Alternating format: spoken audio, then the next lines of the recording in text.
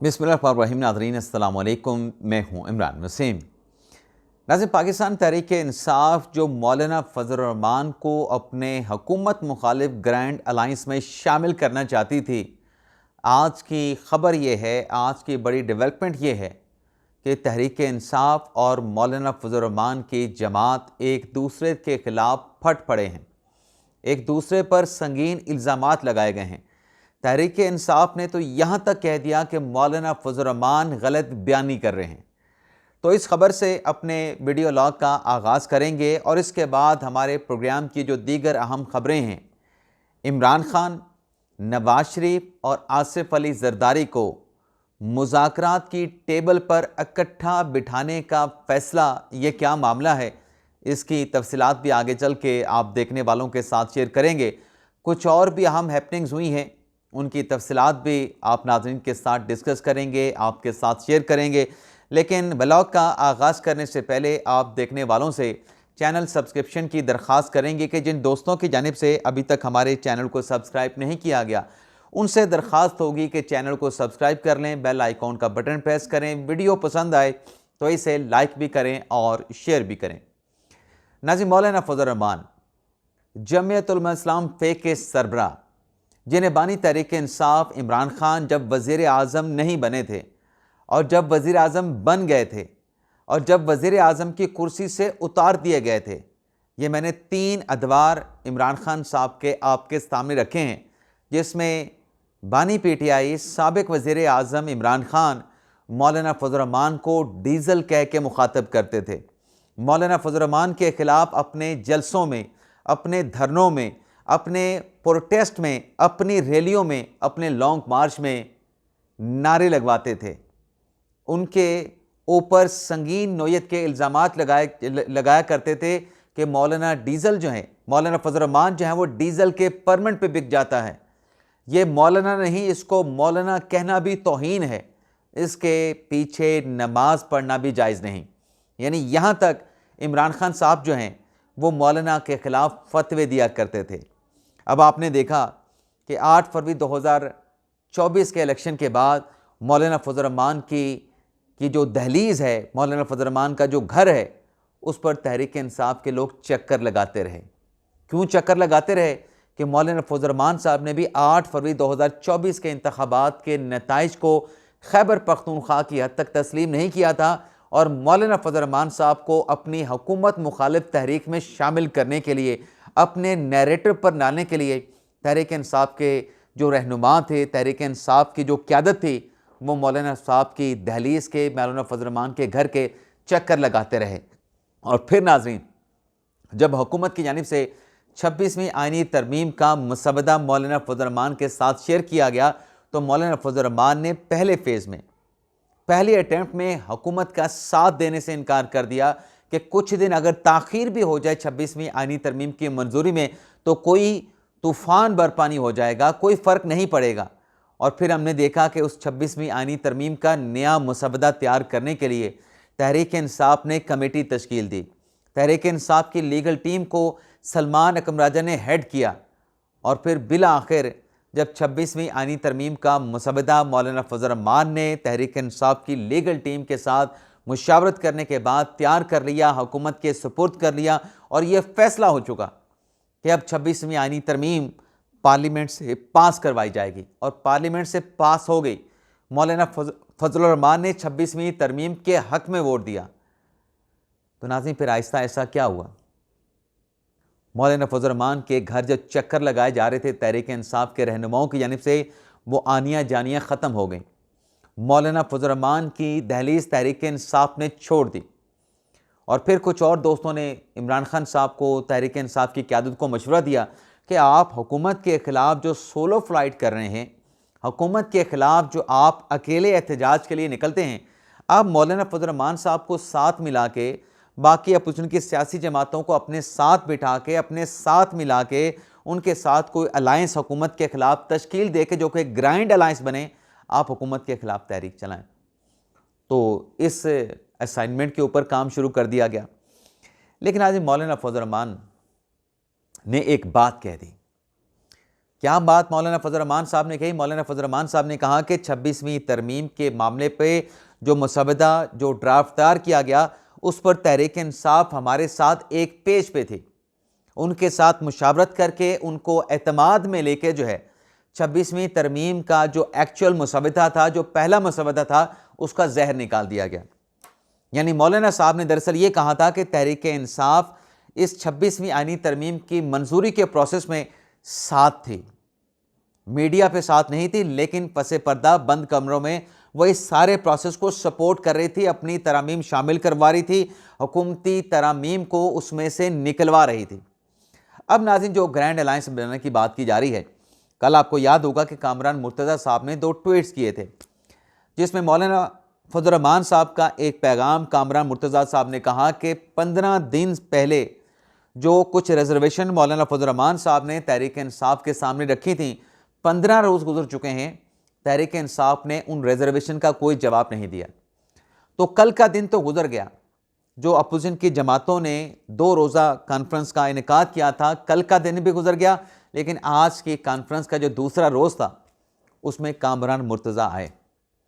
कामरान मुर्तज़ा साहब ने क्या कहा, लेकिन उस पे आने से पहले कि ये जो पाकिस्तान तहरीक इंसाफ के चेयरमैन हैं बैरिस्टर गौहर अली खान, उन्होंने जो खिताब किया, अपने उस खिताब में बैरिस्टर गौहर अली खान ने मौलाना फजल रहमान साहब का जो दावा था कि तहरीक इंसाफ के साथ मुशावरत करके तहरीक इंसाफ को मुतमिन करके तमाम तरामीम की गई, जो पहला मसवदा था 26वीं आईनी तरमीम का, उसको तब्दील किया गया और फिर वो मसवदा बनाया गया जिस पर तहरीक इंसाफ भी रजामंद थी। तो आज मौलाना फजल रहमान साहब के इस दावे को बैरिस्टर गौहर अली खान साहब ने झुटला दिया है। बैरिस्टर गौहर अली खान साहब पाकिस्तान तहरीक इंसाफ के चेयरमैन हैं, क्या फरमाते हैं? कहते हैं कि 26वीं तरमीम के मसवदे की किसी शिक पर मौलाना फजल रहमान साहब के साथ बातचीत नहीं हुई।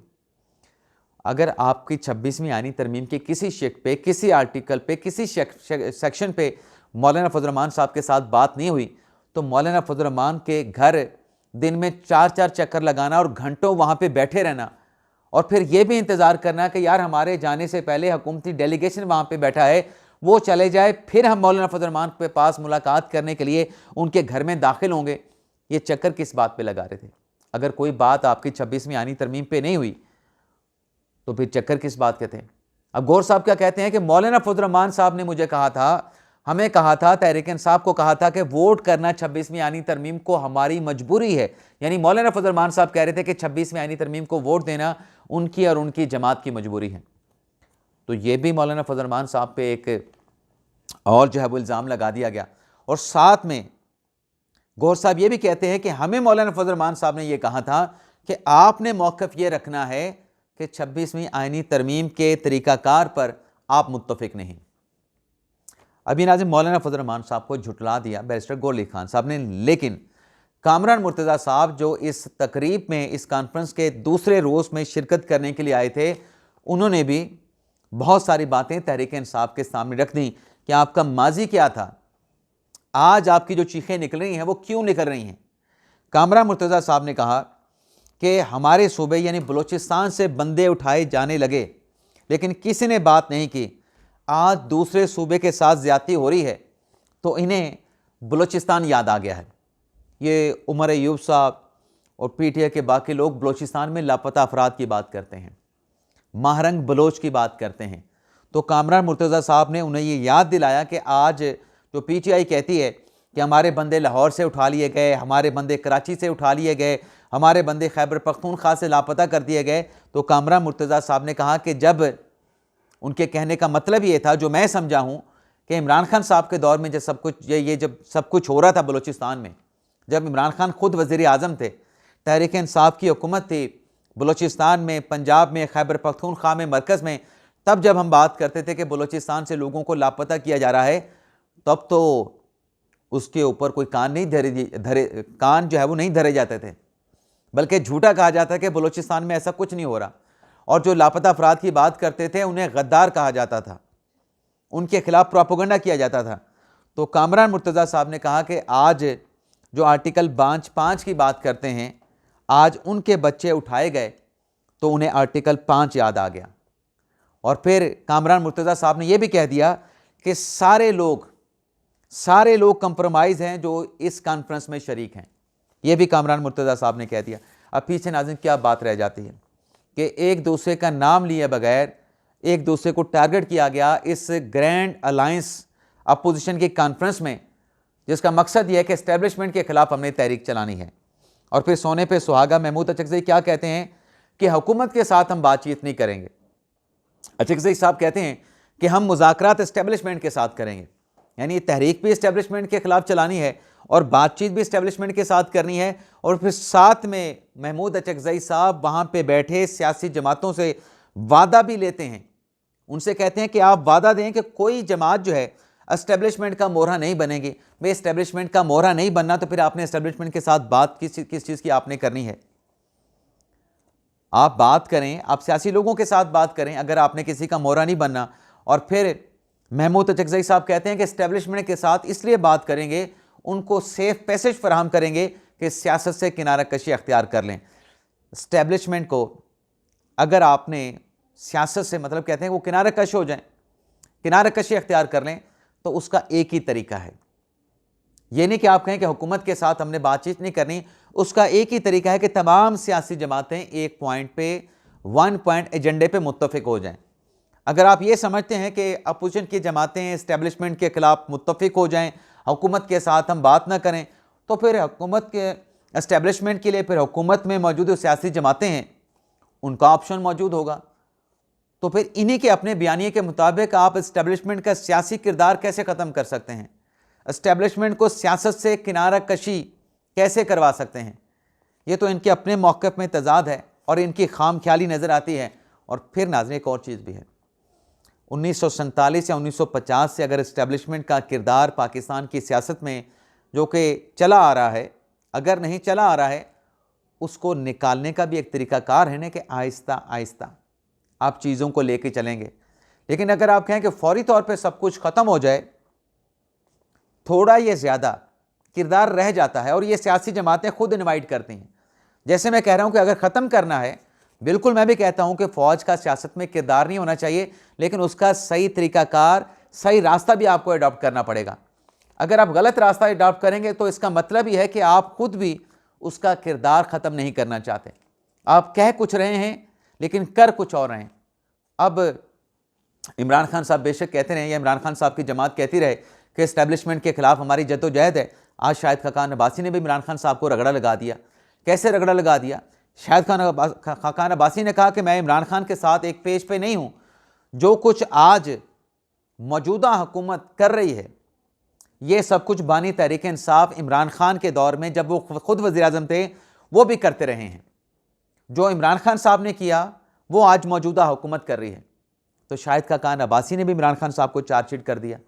तो फिर इस ग्रैंड अलायंस ने अगर आगे बढ़ना है, इस ग्रैंड अलायंस में अगर इख्तलाफात मौजूद हैं, तो फिर सबको अपनी अपनी जगह पे माफ़ी मांगनी चाहिए, अपनी अपनी यकीन दहानियाँ कराना पड़ेंगी। और फिर ये कह देना कि एस्टेब्लिशमेंट के साथ मुज़ाकरात करेंगे, ऐसा नहीं होगा। तमाम सियासी जमातों को एक टेबल पे लाना पड़ेगा। अब ये जो तमाम सियासी जमातों को टेबल पे लाने की बात है, उसमें 3 जो बड़े स्टेक होल्डर्स हैं वो नवाज शरीफ हैं, आसिफ अली ज़रदारी हैं और इमरान खान साहब हैं। आज सुप्रीम कोर्ट में एक पटिशन दायर की गई है एक शहरी की तरफ से। क्या नाज़िम उन शहरी का? वो शहरी नाज़िम इंजीनियर काजी सलीम। अब इन्होंने जो दरख्वास्त दायर की है, इस दरख्वास्त में नवाज शरीफ को फ़रीक बनाया गया है, इमरान खान को फ़रीक नंबर 1 बनाया गया है, बिलावल भुट्टो ज़रदारी को फ़रीक बनाया गया और फेडरेशन को फ़रीक बनाया गया है। और सुप्रीम कोर्ट से दरख्वास्त की गई है कि मुल्की हालात को देखते हुए आप इन तमाम लोगों को इकट्ठा बिठाएं और ग्रैंड डायलॉग कराएं। और ये ग्रैंड डायलॉग जो है वो सुप्रीम कोर्ट की निगरानी में होना चाहिए। अब नाज़रीन, ये दरख्वास्त इंजीनियर काजी सलीम साहब ने इन पर्सन ज़ाती हैसियत में सुप्रीम कोर्ट में दायर की है। इस नौयत की एक और दरख्वास्त भी सुप्रीम कोर्ट में आई थी बंदयाल साहब के दौर में। राजा काशिफ खान नामी शहरी ने दायर की थी कि जो इलेक्शन का मामला है, इलेक्शन की डेट का मामला है, पूरे मुल्क में एक साथ इलेक्शन करवाने का मामला है, इस पर अपोजिशन और हुकूमत को इकट्ठा बिठाया जाए। तो सुप्रीम कोर्ट ने इकट्ठा बिठाया था। सुप्रीम कोर्ट ने इमरान खान को और पीडीएम की जमातों को, जब मौलाना फजल रहमान भी पीडीएम में शामिल थे, नवाज शरीफ की, शहबाज शरीफ की पहली हुकूमत में जब इमरान खान साहब अदम एतमाद की तहरीक के नतीजे में निकाले गए थे, इकट्ठा बिठाया था सुप्रीम कोर्ट ने। बंदयाल साहब ने अपनी निगरानी में बिठाया था। क्या हुआ था? जब बात बनने के लिए आई थी इमरान खान साहब मुज़ाकरात से निकल गए थे। जैसे अभी कुछ हफ्ते पहले इमरान खान साहब ने हुकूमत के साथ मुज़ाकरात की टेबल पे बैठने का फैसला किया, मुज़ाकरात के सेशन हुए और फिर खान साहब ने वो मुज़ाकरात का सिलसिला मुनक़ता कर दिया। तब भी यही हुआ था जब साद रफ़ीक ने बंदियाल साहब की कोर्ट में खड़े होकर कहा था कि हमारी बातचीत इलेक्शन के मामलात पे तय हो चुकी थी, आप पूछ लें अपना शाह महमूद कुरैशी से और फवाद चौधरी से। लेकिन बानी पीटीआई ने इस सारा प्रोसेस जो है वो सबताज कर दिया और शाह महमूद कुरैशी ने भी कहा था कि मैं इस मुज़ाकरात के प्रोसेस में जो इंडल्ज हुआ हूँ, मेरी बहुत बेइज्जती की गई है। तो अगर सुप्रीम कोर्ट ने अपना अम्ब्रेला फ्राहम किया था, अपनी छतरी फ्राहम की थी, उसका नतीजा नहीं निकला, तो अब क्या नतीजा निकलेगा। लेकिन बहर इंजीनियर काजी सलीम साहब की एक अटैम्प्ट है, देख लेते क्या होता है। वैसे वो राजा काशिफ खान नामी जो शहरी थे, उनकी दरख्वास्त भी अभी सुप्रीम कोर्ट में पेंडिंग पड़ी है। अगली खबर नाज़रीन, ये जो आज ग्रैंड अलायंस के जो रहनुमा पहुंचे थे निजी होटल में, लेकिन आगे ताला लगा हुआ था, लेकिन फिर ज़बरदस्ती होटल में घुस गए, ज़बरदस्ती कॉन्फ्रेंस के दूसरे रोज़ का आगाज़ कर दिया। मेरा मौक़िफ़ तो साफ क्या है, मैं पहले बता चुका हूँ कि इन्हें बात करने देते।